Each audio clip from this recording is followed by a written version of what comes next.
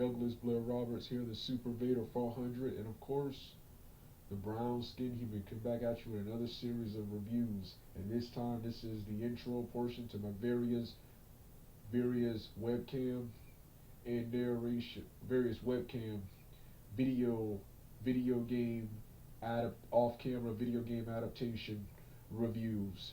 The first two I've already completed are the Street Fighter 1994 film and Double Dragon. Gonna talk briefly about both of these for a moment.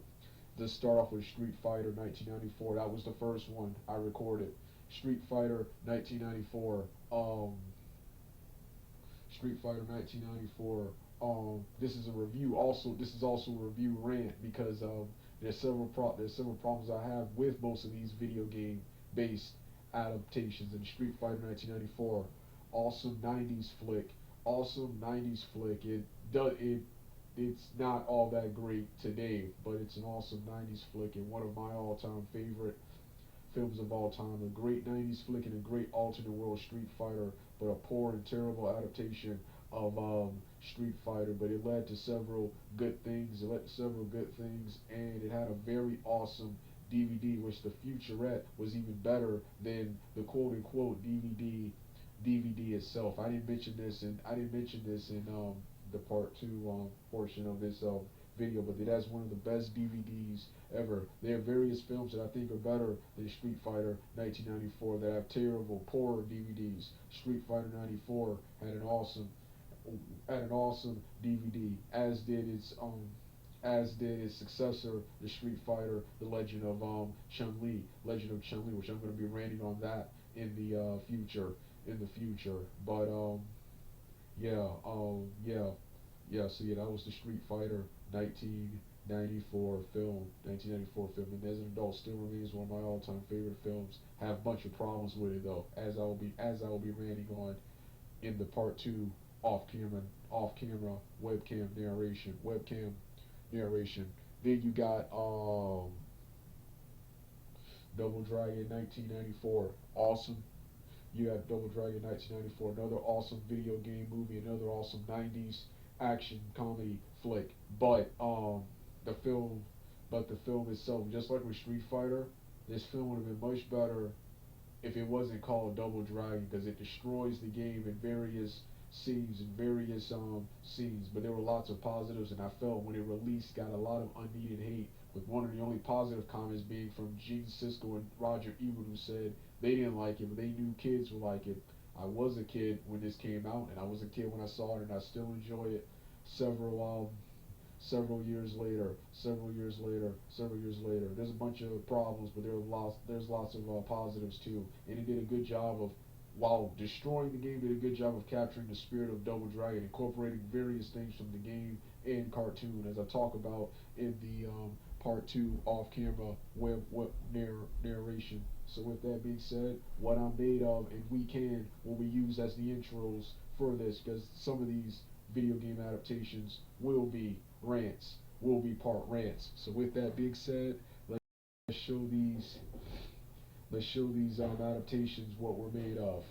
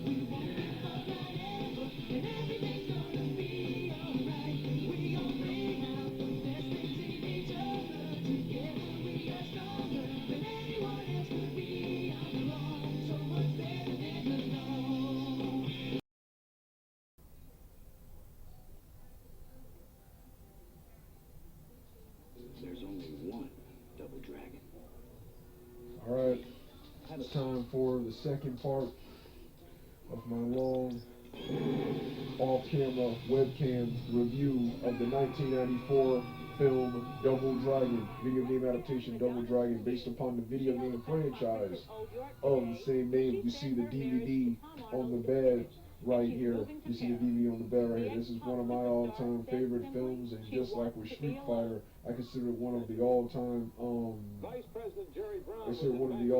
greatest films of the 90s. Once again, another film that perfectly represents not only the 90s but the late 80s. The film on Wikipedia is described as a cross between the late 80s, early 90s punk rock scene, and I believe it.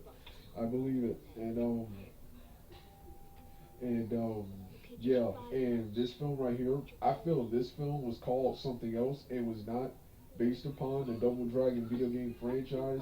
I think this film would have been better received and would have made more money on the box office. This is also, like I said, this is also a review and rant on the DVD and the updated Blu-ray quality version, which I'm watching on I'm watching on the internet right now, which is playing in the background.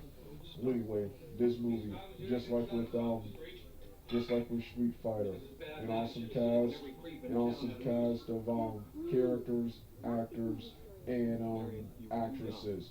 A great soundtrack with featuring bands and singers such as hold on, I'm looking up their names right now. Yeah, and they still do, Dad, every night. Dad, there's one thing that I learned from Mom. It's to fight for what you believe in. At least the days are safe, Marion. That's not enough. Oh, hold on, what were the bands? Try being a cop sometime. So I could learn how to make compromises with thugs? No thanks. The power cord doesn't just clean Oh up yeah, the the mess. soundtrack featured Coolio, the Fam, and the Fam, a British rock and roll band, and Crystal Waters, something like that. Yeah, so an awesome soundtrack. Everything about this film was awesome. Only problems I have with this film, I want to get the problems already out the way first. Only problems I had with this film was, number one, the actor portraying Billy Lee. He was phenomenal. Personality-wise. However, he couldn't fight to save his life, and they had to shoot most of his scenes.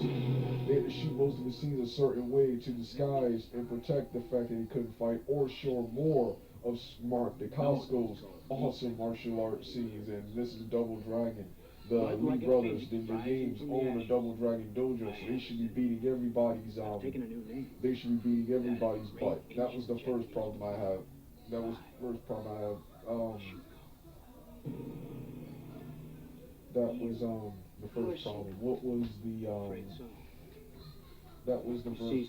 So yeah, Scott Wolf was an awesome, phenomenal actor, but he couldn't fight to save his life. Which brings me to my second part. In the opening scene, the Lee brothers are fighting in a karate match, and while the fight choreography is good, especially Mark DeCasco's scenes, the fight choreography is good. The Lee brothers, who own a martial arts dojo and train students, should not struggle or have to cheat or lose a karate tournament, as pointed out by the Double Dragon Dojo fan page, who did a written review of this movie right here, and mentioned that fact. In 1994 and 93, in 1994, there were two Double Dragon adaptations. There was the Saturday morning cartoon, which had just recently entered its second season, and there was this movie right here. The cartoon, in my opinion, while they changed and altered things too, and they have a mixed negative reception too, that captured Double Dragon much better than this movie right here did. Showdown in Little Tokyo, Jean-Claude Van Damme's Double Impact, even Jackie Chan's Twin Dragon,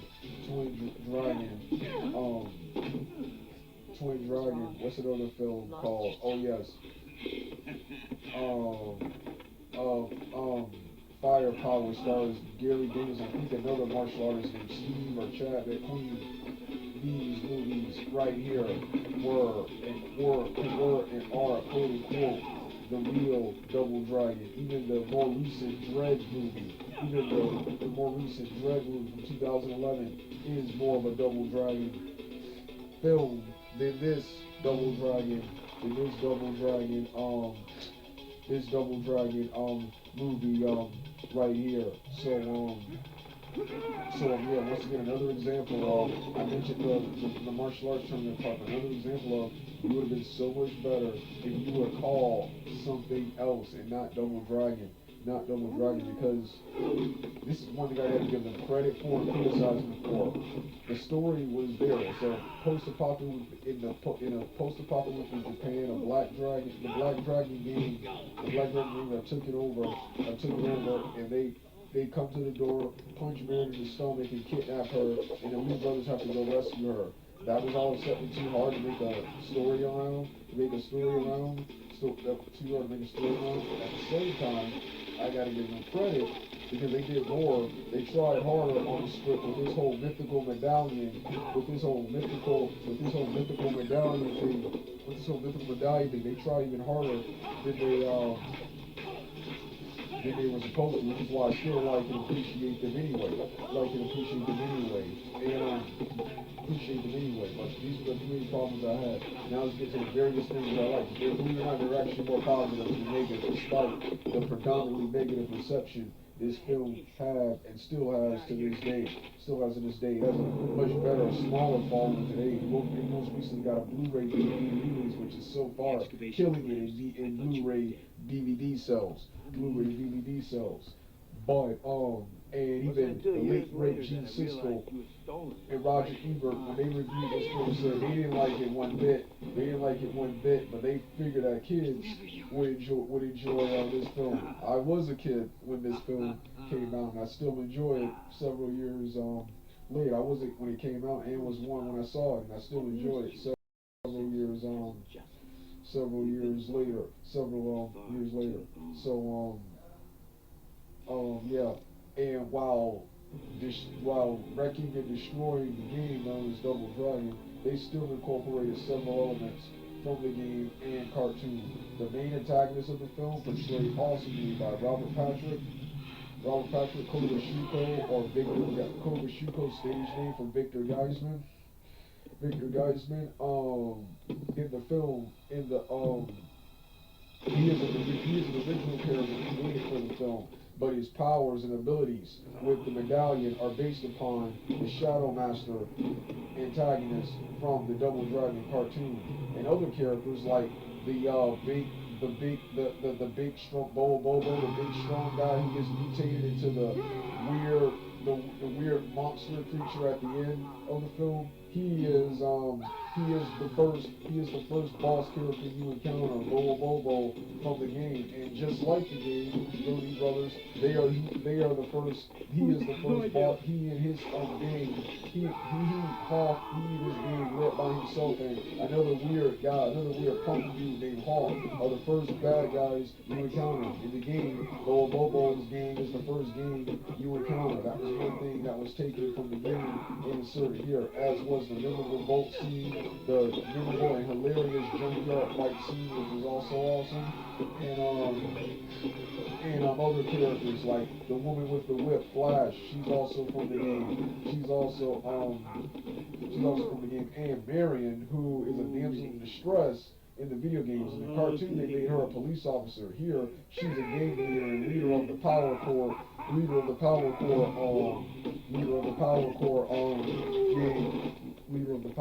gang. So yeah. So they took a lot from the game, and this is still and the Lee brothers, they do live and practice at a martial arts dojo, and it's, instead of a post-apocalyptic Japan, it's a new 2007 post-apocalyptic Los Angeles, which I hear this film is accurate because according to most people, Los Angeles looks like this film now.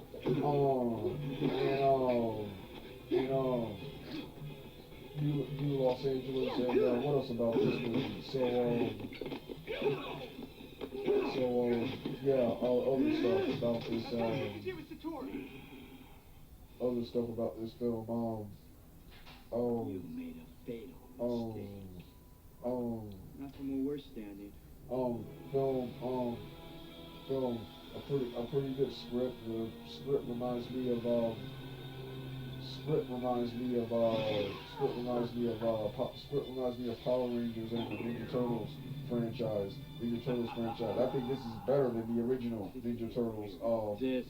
The original Ninja Turtles, You boys movies. had better learn Then, to respect your elders. then, Now you've gone and locked 4 Satori. then, also the Street Fighter, also reminds me of the Street Fighter franchise, which this predates Street Fighter by a month. Both of these were in '94, and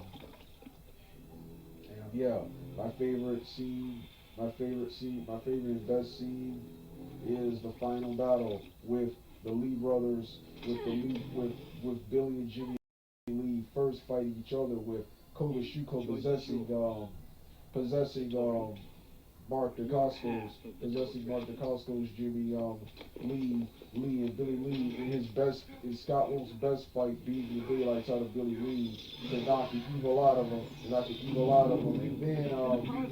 then the huge gang battle between Power Core Marin versus Koga Shuko's man and Flash was Marin knocking out Flash, tying up and knocking out Flash.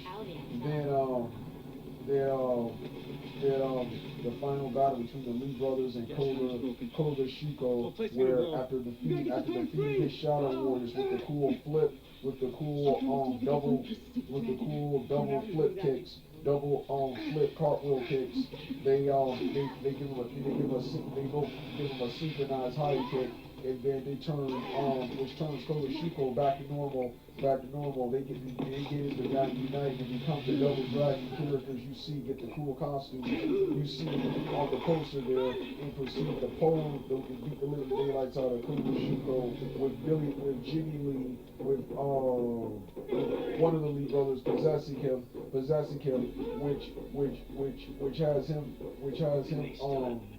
which has him bribe the police officers by well funding with the checks, with most of his money, and arresting him. Was Koga Shuko gives an awesome villainous line, says, "You think I'm bad? When you meet my lawyer, And that's the end of Koga Shuko, and all the gang members reform with the other two henchmen.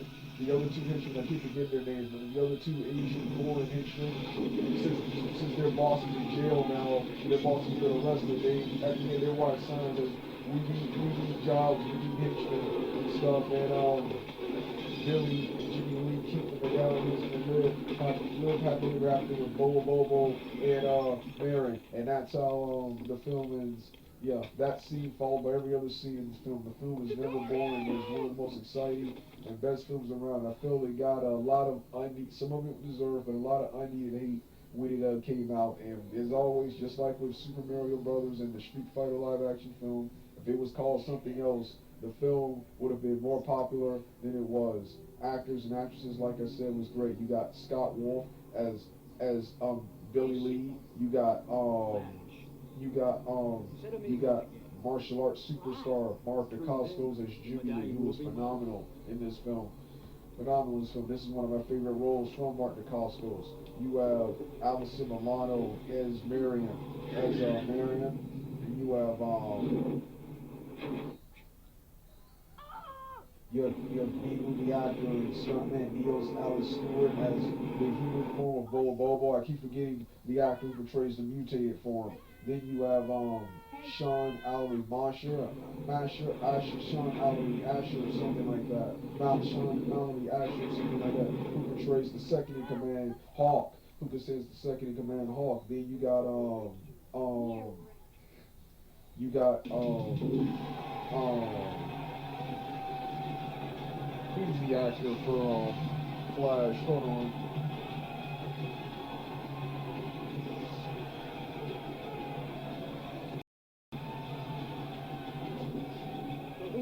Christina Wagner as He's totally hollow. as Linda Lash or Flash, whatever her name is. Satori and then Julia Nixon as their adoptive mother. Satori, who was another good original created character. And you got Vanna White, Andy Dick, and George Hamilton as themselves cameoing on as weathermen and women, anchor people. Then you got legendary actor, probably the MVP of the film, Robert Patrick, portraying the main antagonist Koga Shuko, stage name for Victor Geyser, who's an awesome villain. And this is one of my favorite roles from Robert Patrick. Robert Patrick doesn't appear to remember this film, and not only does he not appear to remember it, he also appears not to like it because he claims that in the early to mid 90s, he starred in a lot of films. And he said he started a lot of films. Some of them were good and some of them were crap. And I'm pretty sure he thinks this one is crap. But he doesn't appear to remember starring in this film. But shame, because he was one of the best things about this film and always gave a good performance. This, along with the T-1000 and Terminator 2 Judgment Day, is one of my all-time favorite roles from Robert Patrick. Now, for the last thing I didn't like about this film, I almost forgot. I was saying so much positive stuff. While this new Blu-ray quality is awesome, the DVD itself, while it's a great movie and it's great to own a copy, the DVD itself is terrible. The DVD itself is terrible. There's only a bunch of production notes. And biographies of the characters, and scene selection. There's no cool commentary on why did you make the changes you made in the film, or a cool behind the scenes featurette showing how you did everything in the film. So that was the last thing I didn't like about this movie and that's why in the outro, Sonic, What I'm Made Of will be the outro, even though this is, for the most part, even though this was a review rant, this was more review because I do like this movie. So this was Double Dragon. Great movie, but terrible DVD.